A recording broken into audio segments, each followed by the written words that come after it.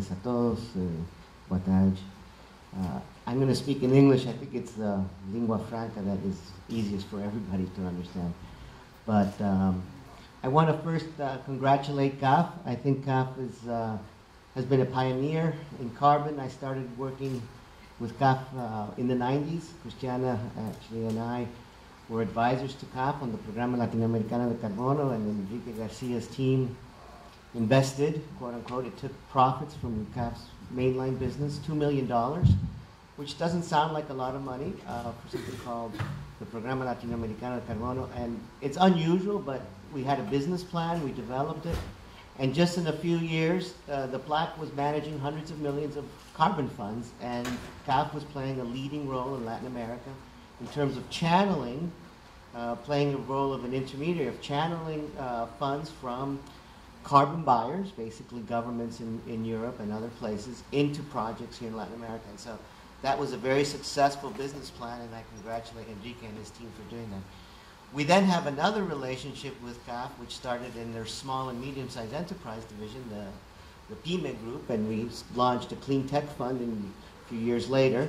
And CAF again, although it was a small ticket, came in and they risked their own capital, and they put that to work, and we raised $25 million. The Jeff was another contributor, and we mixed it in with some private resources, and we launched a $25 million fund, and that has now leveraged $200 million approximately of projects throughout Latin America.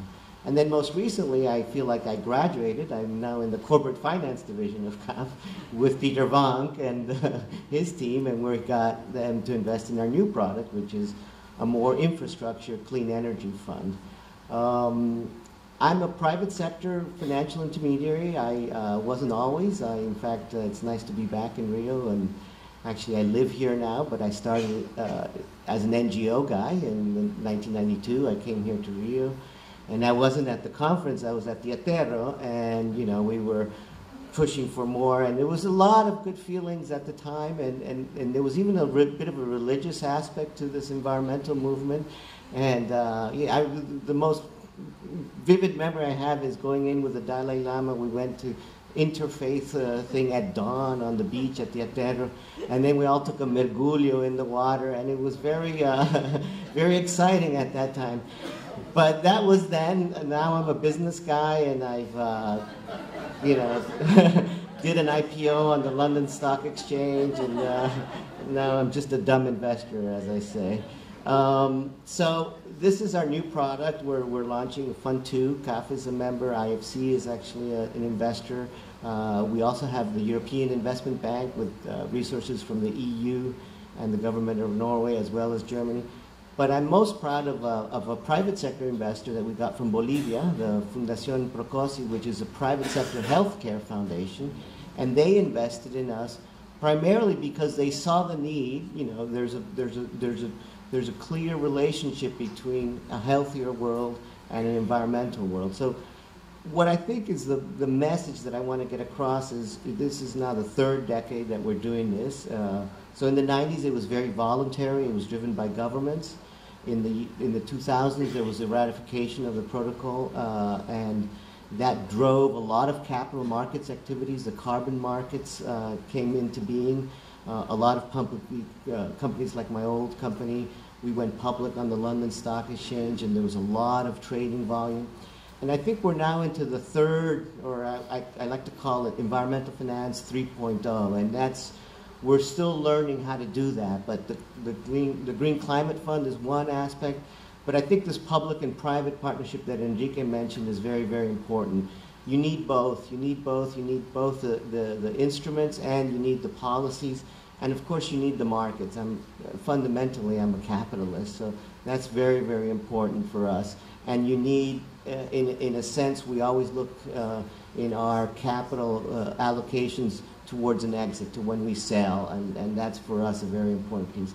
So I'm going to give a small presentation of what we do, but also I'm going to talk about, you know, I've just read this very interesting report about what's happening on the global stage, and it's going to sound like an advertisement for China, but it's not. It's just they are really very aggressively moving, and I think we should all take some notes and copy them. So our new fund is focused on Latin America. our core areas are renewable energy, so there's been a lot of talk about that, but we're very keen on small hydro, which is still, for us, a traditional technology. We're very keen on wind farms. And the most recent big player to start making a move is solar energy. We believe solar energy is grid competitive. Most recently, I was at this conference in Miami, but I've been to Chile a number of times.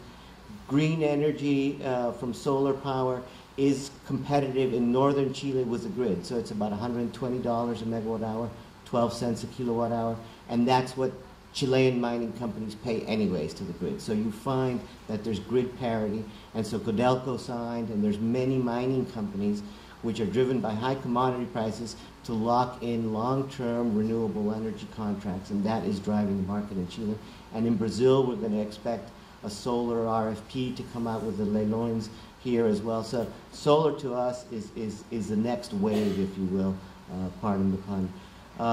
This is what our pipeline looks like. We just closed this year. We have about $50 million in capital. It's not a big fund. It's been a very difficult fundraising environment. We expect it to get to $150 million by the end of the year, maybe into next year. So it's a pretty good diversified portfolio. Our current footprint is Mexico, Brazil, and Peru. We continue to expect that to be our current footprint, and it's very consistent with what I've heard today. In fact, I agree with nearly everybody, what everybody has said. There's no controversy today. That a lot of the private sector flows in Latin America go to certain markets, a lot of the donor funds go to other markets, and these two don't really cooperate in a very meaningful way. So that we hope to change that. The idea that we have is we're actually trying to capture more private sector funding now. There is an interesting trend that's beginning with pension funds and some insurance companies that are putting money into intermediaries at a higher level than us, and they're called climate, driven funds. And these entities are really looking long-term for their pension benefits. But there's also a direct correlation to the risks. Climate change is a risk. So they put capital into these funds, and we're beneficiaries of that. And then we put capital into projects. And we also put capital into developers. This is what sort of visually it looks like. This is what our market could look like, mostly wind, solar, and hydro. Those are the four markets that we're very active in. And, we will also probably look at other markets like Central America where energy prices are quite high. Just to go back for a second, we did have a small clean tech fund, which the Jeff was involved with, CAF was involved with, other private sectors and partners. We distributed around, technology-wise, landfill gas projects. We did a plug-in hybrid, very innovative. As far as we know, it's the only electric vehicle company in Latin America. Very difficult to do, very difficult to do. We've done well on the hydro projects, so the traditional renewable energy has been a very good experience, but what we didn't have and what we need more of is sort of a whole ecosystem, and I think that's a word that's coming up a lot, but we needed more partners to come into the private vehicle company. So right now it's struggling, and we're trying to relaunch it basically, but we've had a very good customer in Grupo Bimbo, which I noticed was one of the award winners. They're a very forward-looking Mexican company, and they put in a large order. So we're able to survive because we have this large order from Grupo Bimbo that gives us some revenue certainty, and so we've quote-unquote de-risked that asset. But it's very difficult to do because not only do you need capital, you need loans.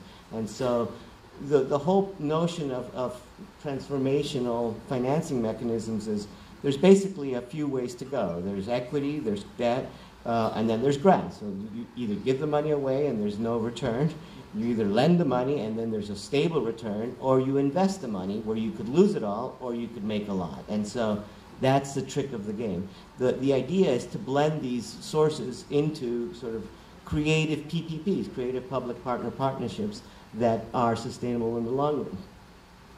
So as I fly around the world a lot, I have a lot of time to read on airplanes, and I read this very interesting report called The Clean Economy Living Planet, and it was put out by Roland Berger, just hit my inbox a couple of weeks ago, and it talks about the growth in clean tech.